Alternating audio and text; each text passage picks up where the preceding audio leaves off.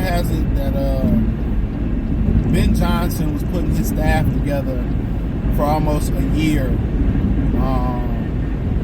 to head and leave. And I think we all knew this was Ben Johnson last year. We all thought the previous season it could be his last year. He stayed, wanted to do unfinished business. And apparently, you know, he may force Dan Campbell to get a raise. And I'll talk about that as well, too, a little bit. But, you know, it's kind of giving more conspiracy to people to kind of call for Chicago to be investigated for tampering and give up the draft pick. But I mean, like I said, it don't bother me. A lot of people just feel like his heart wasn't in it. At the championship game, him and Aaron Glenn, if he'd been putting the staff together knowing he was leaving the whole year, his heart was in it. Their heart was in it.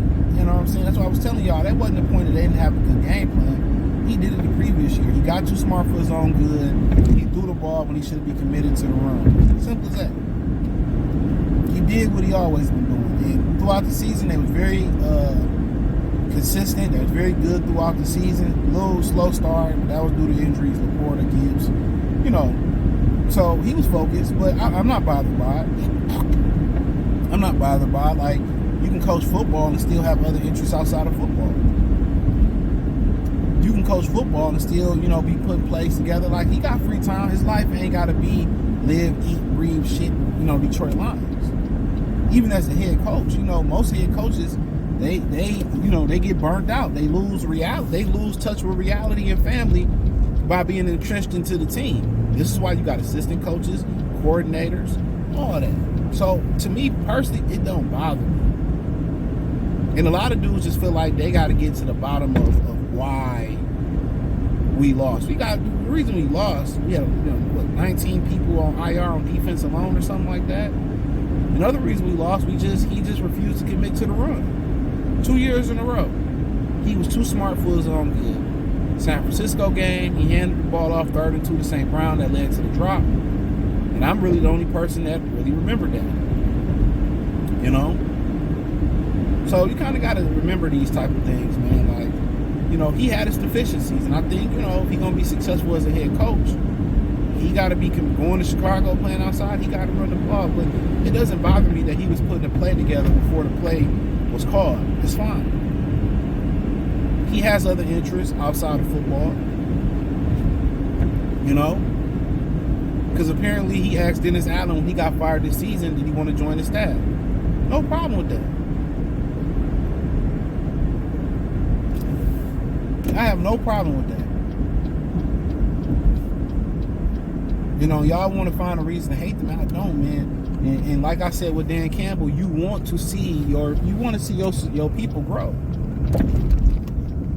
That's it. You want to see your people grow and get opportunities. They can't stay under you forever. You don't want them to stay under you forever.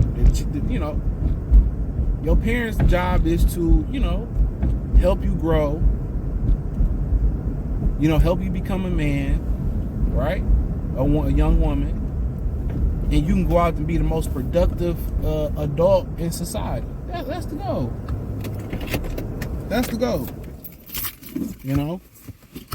So, no, I'm not mad. I'm not calling for them to get fined for tampering.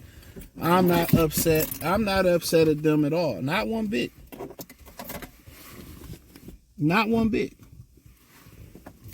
I think a lot of people read too much into that. Y'all like golf ain't had bad with the Houston game. Blame the Houston game and him putting the staff together. Blame him for that.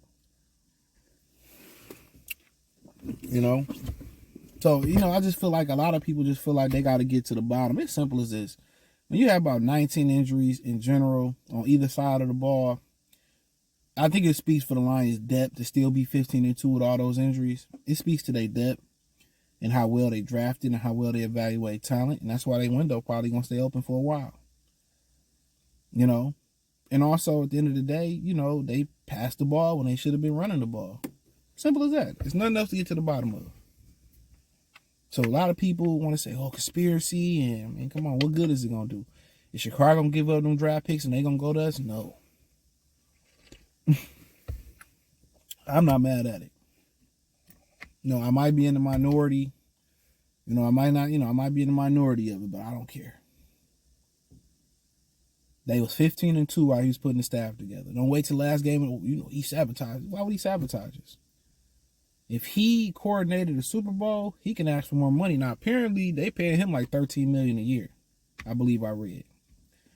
So, he get paid $13 million a year. You would think the Lions want to tear up Dan Campbell's contract and give him 14 or 13.5, right? So the Lions could tear up Campbell's contract and give him more. I don't know what Campbell making, but for one of the guys from your staff to leave and get $13 million a year, I don't know where that land at in the hierarchy of coaching pay, but they paid him a lot of money to leave Detroit. You can't turn down $13 million a year. And that's guaranteed unless he get fired and find another job. So he couldn't walk away from that. And also, there was rumors that he wanted to bring his GM for the Detroit Lions, who with the Commanders now, he wanted to bring him with him to Chicago, and apparently they working on an extension for their president or GM, Ryan Poe. So he got the bag.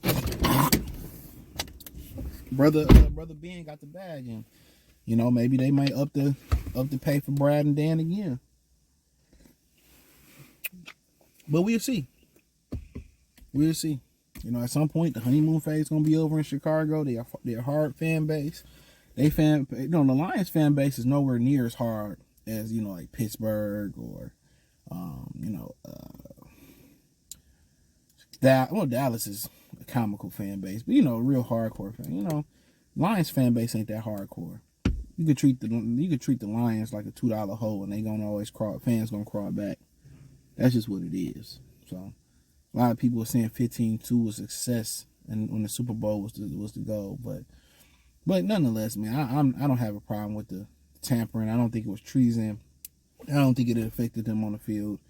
I think they was professionals. They went through the interview process last season, and I think they're gonna be consummate pros, and we'll see what happens. But yeah, I think a lot of Lions fans reaching for why this happened or why we flopped or why we failed, and I think honestly,